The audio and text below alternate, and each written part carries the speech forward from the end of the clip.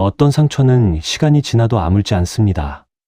칼로 베인 것처럼 선명하지도 않고 멍처럼 눈에 띄지도 않지만 가슴 한쪽에 무언가 무거운 것이 계속 눌러있는 느낌. 그 사람 생각만 해도 숨이 막히고 이유를 설명하려 하면 말이 막히는 그런 감정. 혹시 지금 그런 사람이 떠오르시나요? 당신에게 상처를 준 사람.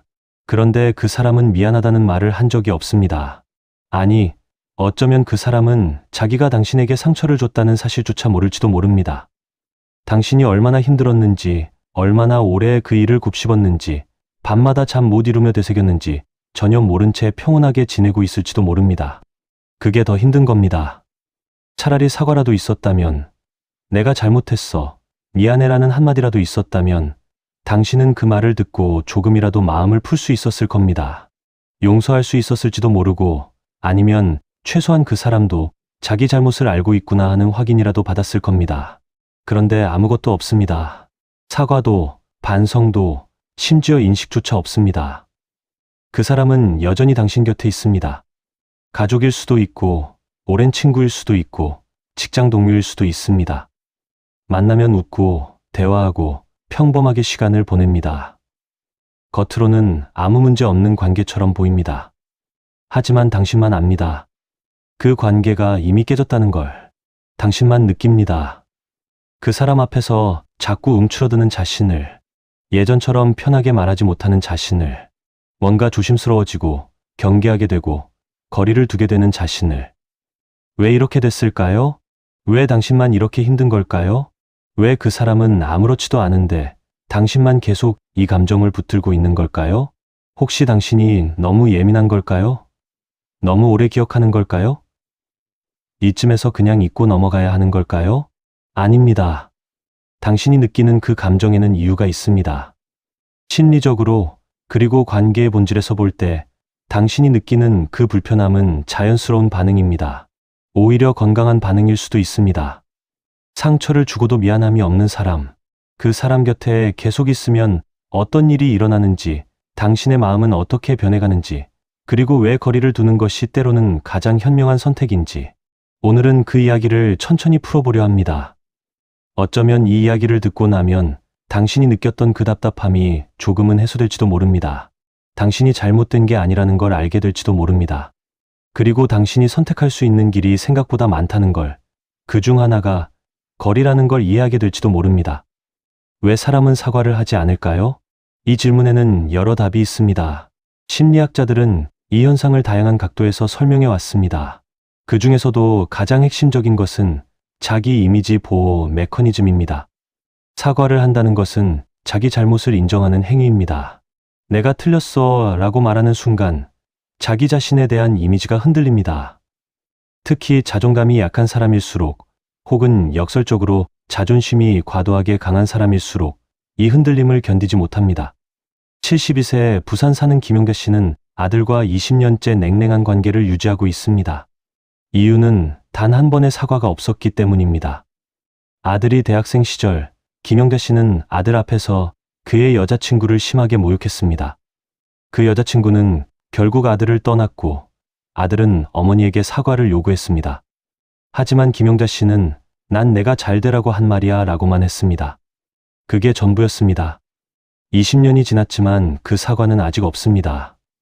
심리학자 칼 로저스는 이런 현상을 자기 개념의 방어라고 설명합니다. 사람은 자기 자신에 대해 일정한 이미지를 가지고 있고 그 이미지와 맞지 않는 정보는 무의식적으로 거부하거나 왜곡한다는 것입니다. 김영자 씨에게 자신은 자식을 위하는 어머니입니다. 만약 사과를 한다면 자신이 자식에게 상처 준 어머니가 됩니다. 이 두 이미지는 양립할 수 없습니다. 그래서 뇌는 선택합니다. 사실을 왜곡해서라도 자기 이미지를 지키는 쪽을. 그런 사람 옆에 있는 당신은 어떻게 될까요?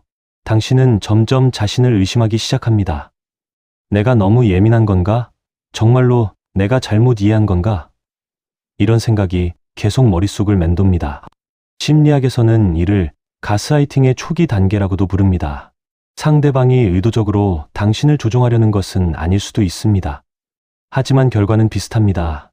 당신은 자기 감정과 판단을 신뢰하지 못하게 됩니다. 68세 되고 박철수 씨는 30년 지기 친구와의 관계를 정리했습니다. 친구가 박철수 씨의 사업 자금 500만 원을 빌려가고 갚지 않았기 때문입니다. 돈이 문제가 아니었습니다. 박철수 씨는 친구가 어려울 때 도울 수 있어서 오히려 기뻤습니다. 문제는 그 이유였습니다. 친구는 돈을 받은 후 연락이 뜸해졌습니다. 박철수 씨가 먼저 연락하면 바쁘다는 핑계만 댔습니다. 1년이 지나 우연히 마주쳤을 때 박철수 씨는 조심스럽게 물었습니다. 그때 빌려간 돈 말인데. 친구는 대수롭지 않게 웃으며 말했습니다. 아, 그거? 나 어려울 때 도와준 거 아니었어. 친구 사이에 그런 거 따지면 섭섭하지. 박철수 씨는 그날 말을 잃었습니다.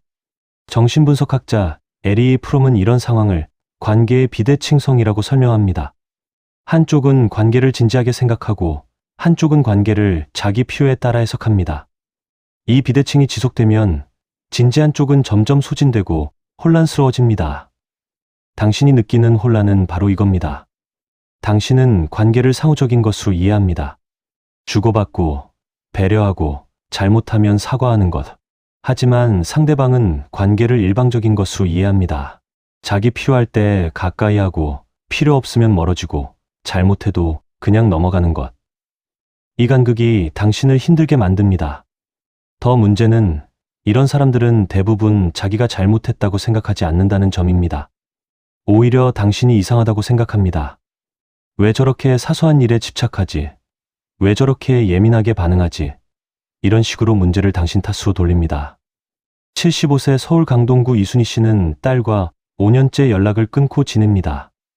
딸의 결혼식 날, 이순희 씨는 사돈 앞에서 딸의 과거 실수를 폭로했습니다. 딸은 결혼식이 끝난 후 어머니에게 사과를 요구했습니다. 하지만 이순희 씨는 내가 뭘 잘못했다고 사실을 말한 게 잘못이야?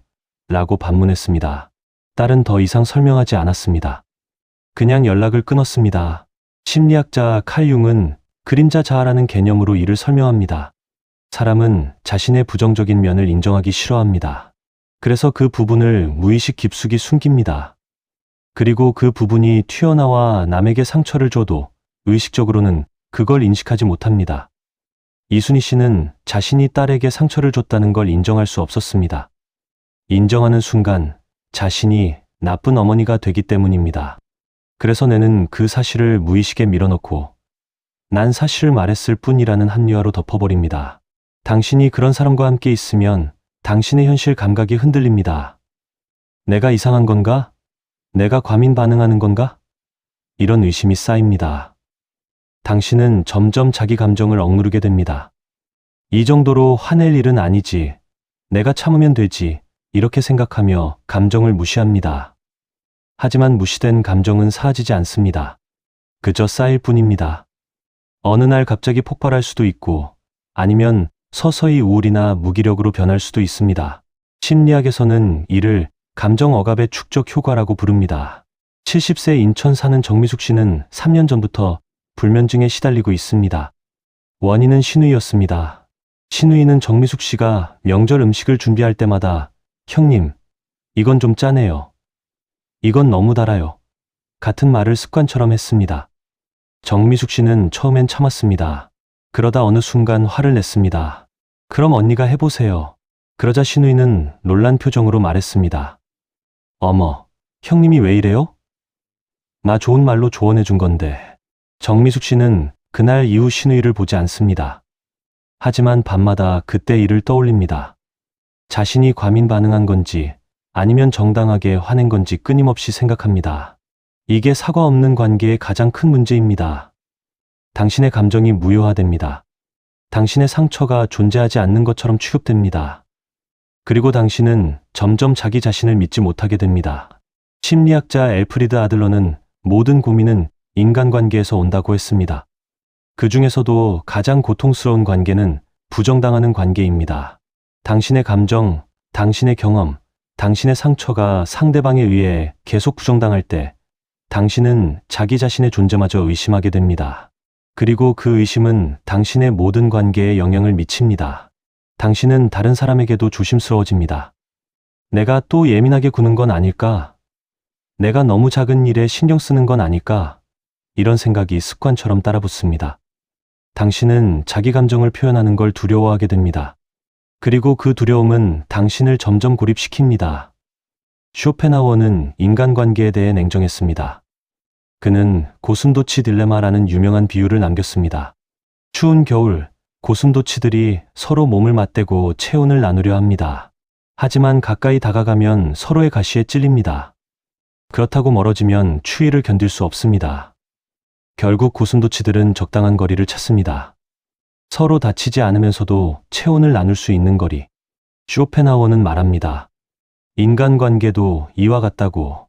너무 가까우면 상처를 주고받고 너무 멀면 외롭습니다. 그래서 적당한 거리가 필요합니다. 문제는 그 거리를 모르는 사람들입니다. 아니, 거리를 존중하지 않는 사람들입니다. 상처를 주고도 미안함이 없는 사람은 거리를 모르는 사람입니다. 그 사람은 자기 가시로 당신을 찔러놓고도 모릅니다. 아니, 어쩌면 알면서도 신경 쓰지 않습니다. 이 정도는 괜찮겠지. 곧 괜찮아지겠지. 이런 식으로 넘어갑니다. 하지만 쇼펜하우어는 경고합니다. 그런 관계는 지속될 수 없다고. 한쪽이 계속 상처를 받으면 결국 그 사람은 떠납니다. 육체적으로 떠나지 않더라도 마음으로 떠납니다. 그리고 일단 마음이 떠나면 다시 돌아오기 어렵습니다. 노자는 다른 방식으로 이야기합니다. 물처럼 되라고. 물은 낮은 곳으로 흐릅니다. 싸우지 않습니다. 강요하지 않습니다. 하지만 물은 결코 자기 본성을 잃지 않습니다. 바위가 막아서면 돌아갑니다. 하지만 포기하지 않고 흐릅니다.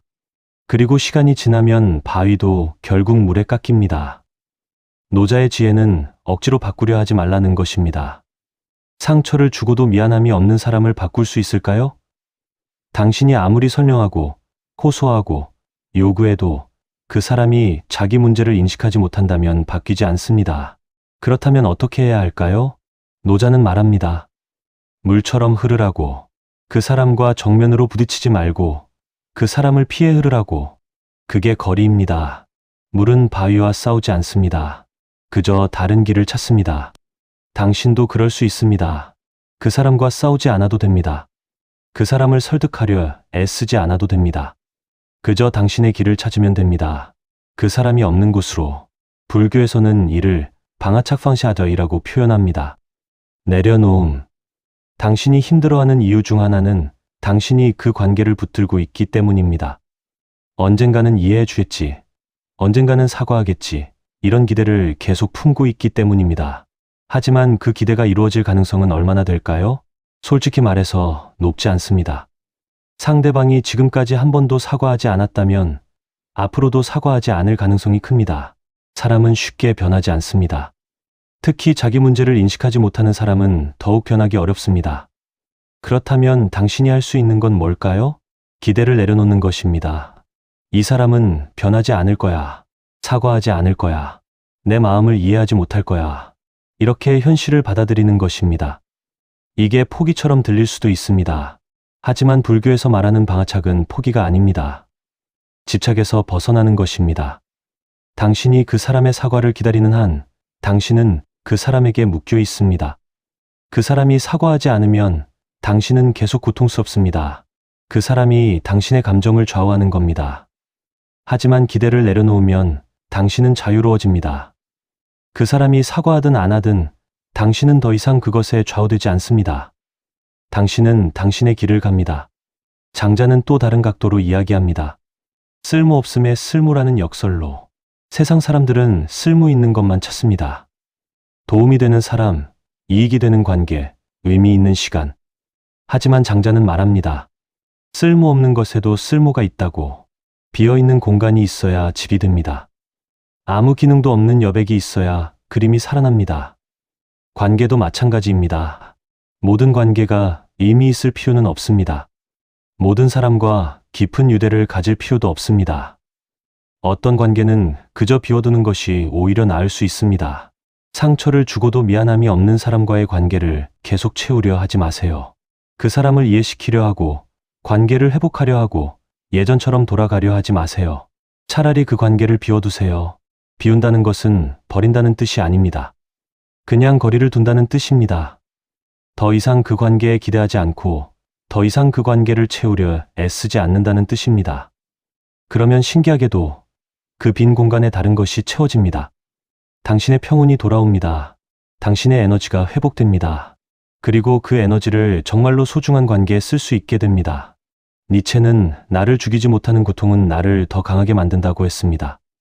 하지만 이 문장에는 함정이 있습니다. 모든 고통이 당신을 강하게 만드는 건 아닙니다.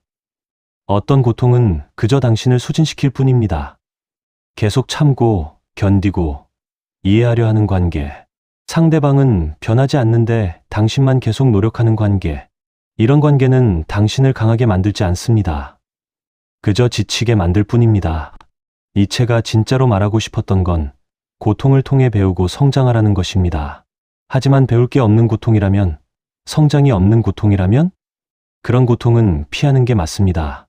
상처를 주고도 미안함이 없는 사람과의 관계에서 당신이 배울 수 있는 건 하나입니다. 거리의 필요성입니다. 모든 사람과 가까이 지낼 필요는 없다는 것. 어떤 사람은 멀리 두는 것이 당신을 위한 길이라는 것. 그리고 그 선택이 비겁하거나 잘못된 것이 아니라는 것. 이게 그 고통이 당신에게 가르치는 교훈입니다. 거리를 둔다는 것은 구체적으로 무엇일까요? 물리적으로 멀어지는 것만을 의미하지는 않습니다. 어쩌면 당신은 그 사람과 계속 만나야 할 수도 있습니다. 가족이라면, 직장 동료라면, 피할 수 없는 관계라면 말입니다. 그렇다면 거리는 마음에서 만들어야 합니다. 첫 번째 선택은 기대 조정입니다. 당신이 힘든 이유는 기대 때문입니다. 이 사람은 나를 이해해 줄 거야. 이 사람은 미안하다고 말할 거야. 이 사람은 변할 거야. 이런 기대가 계속 당신을 실망시킵니다. 그렇다면 기대를 바꾸세요. 이 사람은 이해하지 못할 거야. 사과하지 않을 거야. 변하지 않을 거야.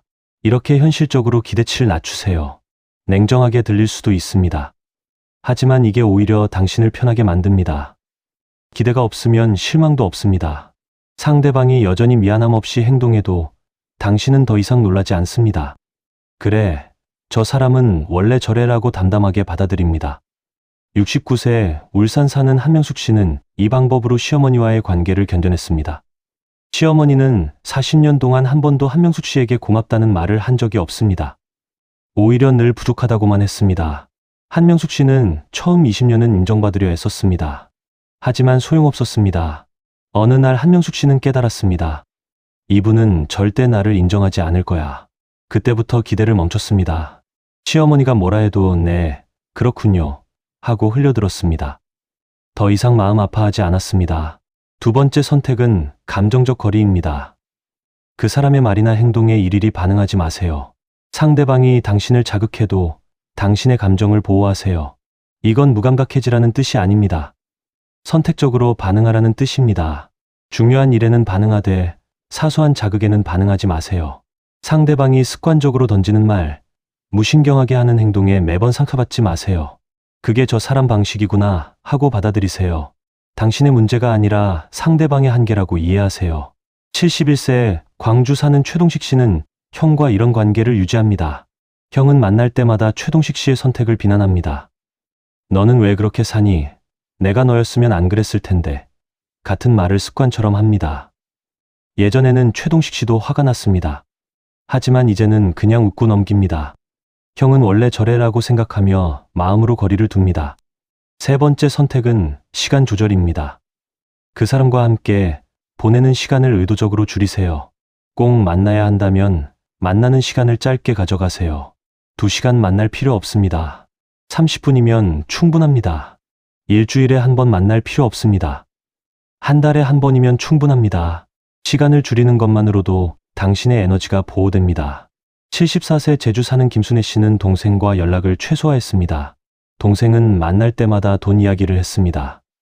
빌려달라고, 도와달라고, 그리고 빌려가고는 감사 표현도 없었습니다. 김순애 씨는 이제 동생과 1년에 2~3번만 통화합니다. 명절 때 짧게 인사만 나눕니다. 그렇게 거리를 두니 마음이 편해졌습니다.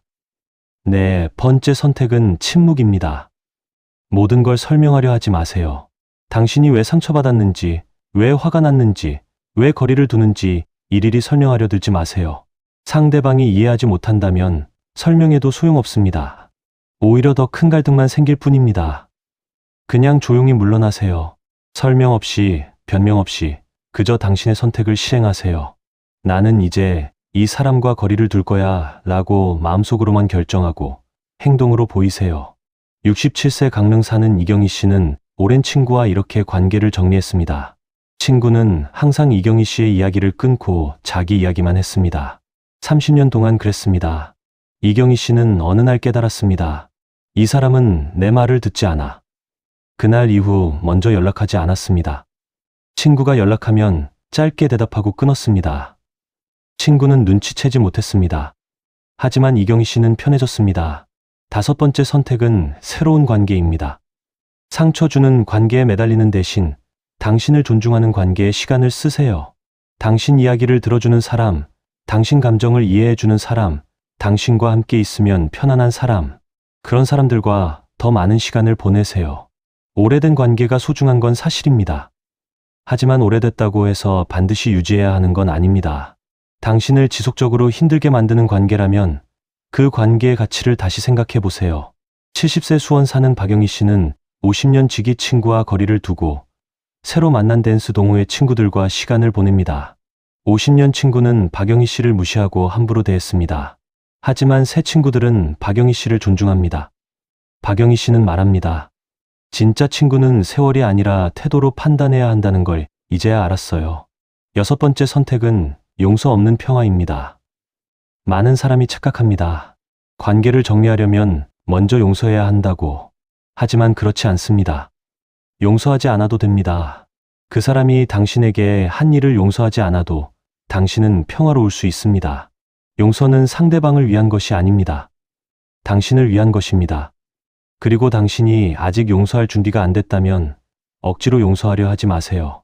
그냥 그 사람 없이 당신의 삶을 사세요. 그 사람 생각을 하지 않으려 노력하세요. 그 사람에게 쏟던 에너지를 당신 자신에게 쏟으세요. 당신이 좋아하는 일, 당신을 행복하게 만드는 일에 집중하세요. 그러다 보면 어느새 그 사람이 당신 삶에서 멀어져 있을 겁니다. 용서 없이도 당신은 평화로워질 겁니다. 73세 대전 사는 오정숙 씨는 언니를 용서하지 않았습니다. 언니는 오정숙 씨의 남편이 유독할 때 한 번도 찾아오지 않았습니다. 그리고 남편이 세상을 떠난 후에도 사과 한마디 없었습니다. 오정숙 씨는 언니를 용서하지 않기로 했습니다. 하지만 미워하지도 않습니다. 그냥 언니 없이 삽니다. 그렇게 5년이 지났고 오정숙 씨는 평온합니다. 마지막 선택은 자기 확신입니다. 당신이 느끼는 감정은 정당합니다. 당신이 상처받은 것은 사실입니다. 당신이 거리를 두기로 한 선택은 옳습니다. 이걸 계속 스스로에게 확인시켜 주세요. 세상은 당신에게 그냥 넘어가라, 이해하라, 참으라고 말할 겁니다. 하지만 당신은 그럴 필요 없습니다. 당신의 마음을 지키는 것이 우선입니다. 당신의 평화를 지키는 것이 우선입니다. 그리고 그것을 위해 거리를 선택하는 것은 비겁한 게 아니라 현명한 것입니다. 상처를 주고도 미안함이 없는 사람, 그 사람 옆에 있으면 당신의 마음은 조금씩 무너집니다. 당신의 자존감은 조금씩 깎입니다. 당신의 평화는 조금씩 사라집니다. 그 사람은 변하지 않을 겁니다. 아무리 당신이 설명해도, 호소해도, 요구해도 그 사람은 자기 방식을 바꾸지 않을 겁니다. 왜냐하면 그 사람은 자기가 잘못했다고 생각하지 않으니까요. 그렇다면 당신이 선택할 수 있는 건 하나입니다. 거리, 물리적 거리든 마음의 거리든 그 사람과 당신 사이에 공간을 만드는 것입니다. 그 공간이 당신을 지켜줍니다. 어쩌면 당신은 지금도 망설이고 있을지 모릅니다. 그래도 이 사람은 내 가족인데, 그래도 오래 알고 지낸 사이인데, 그래도 언젠가는 이해해 주지 않을까? 그 망설임, 이해합니다. 하지만 동시에 이것도 기억하세요. 당신의 마음도 소중합니다. 당신의 평화도 중요합니다. 당신의 시간도 귀합니다.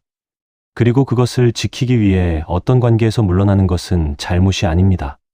쇼펜하우어의 고슴도치들이 적당한 거리를 찾았듯이 당신도 당신만의 거리를 찾을 수 있습니다.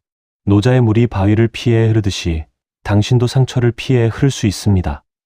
그리고 그 선택은 당신의 것입니다. 아무도 당신을 비난할 수 없습니다. 아무도 당신에게 참으라, 이해하라고 강요할 수 없습니다. 당신은 당신의 마음을 지킬 권리가 있습니다. 그리고 그 권리를 행사하는 것이 어쩌면 가장 현명한 선택일지도 모릅니다. 상처를 주고도 미안함이 없는 사람, 그 사람 곁을 떠나는 것은 포기가 아닙니다. 그것은 자기 자신을 선택하는 것입니다. 그리고 그 선택 끝에 당신은 조금 더 평온해질 겁니다. 조금 더 자유로워질 겁니다. 조금 더 당신다워질 겁니다. 그게 거리가 주는 선물입니다. 이 영상이 여러분의 하루의 작은 쉼이 되었다면 그것으로 충분합니다. 이 시간을 함께 해주셔서 감사합니다. 이런 이야기들이 가끔 필요할 때 다시 찾아올 수 있도록 조용히 구독해 두셔도 괜찮습니다. 당신의 속도로, 당신의 방식으로 마음이 조금 더 편안해지길 바랍니다.